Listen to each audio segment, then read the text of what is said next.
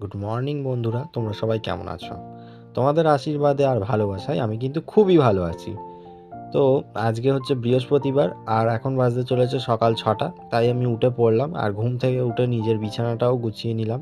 যেহেতু আমি বাড়িতে একা, তাই নিজের কাজটা এখন একটু নিজেই করছি। তো ঘুম থেকে উঠে বিছানা গুছিয়ে এবার আমি ঘরে একটু ডাস্টিংয়ের কাজ করে নিচ্ছি। আর আজকে আমার ব্লগ করার মেন ব্যাপারটা হলো যে আজ হচ্ছে আমাদের বাড়ির বাস্তু পুজো।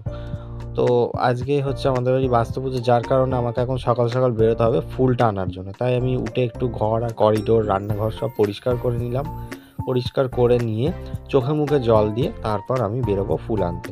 কারণ আমার মা সবসময় বলে বাসি ঘরে কখনো ঘর থেকে টাকা বার করে নিয়ে যেতে নেই। ওই কারণে আমি এখন ঘরটা জাস্ট ঝাড় দিয়ে নিলাম। ঝাড়টা দিয়েই আমি ফুলটা আনতে যাবো, নাহলে সকাল সকাল না গেলে ফুলটা আমি ভালো পাবো না। তো গাইস, তোমরা আমার ভিডিওটা স্কিপ না করে দেখতে থাকো। আমি এখন বেরিয়ে পড়েছি ফুল আনার জন্য। আর এই রাস্তাটা এত বিচ্ছিরি, যেন মনে হচ্ছে রাস্তাটার মুখে ব্রণ উঠেছে। গাইস, যেতে যেতে সকালবেলা কোমরটাই ব্যথা হয়ে যায়। দেখো, আমি কাকুটার কাছ থেকেই ফুল নিই। তো এত ভালো ফুল দেয়, 10 টাকা দামেরই ফুল নিই আমি, আর এতটা পরিমাণে ফুল দেয় যে একটা পুজো হয়ে যায়।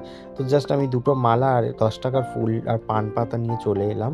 তো এসে এখানে আমি আমার ঘরের যা কাজ বাকি ছিল সেই কাজগুলো করে নিলাম।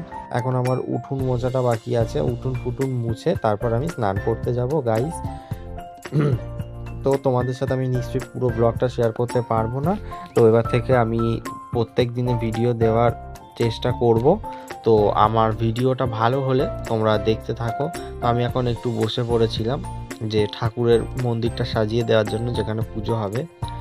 তো সেখানে একটুখানি সাজিয়ে নিচ্ছি। আর তারপর তার কিছুক্ষণ পরেই ব্রাহ্মণ চলে এসেছিল। তো তখন আমি ব্রাহ্মণের কাছে একটু ক্লিপটা নিয়ে নিলাম।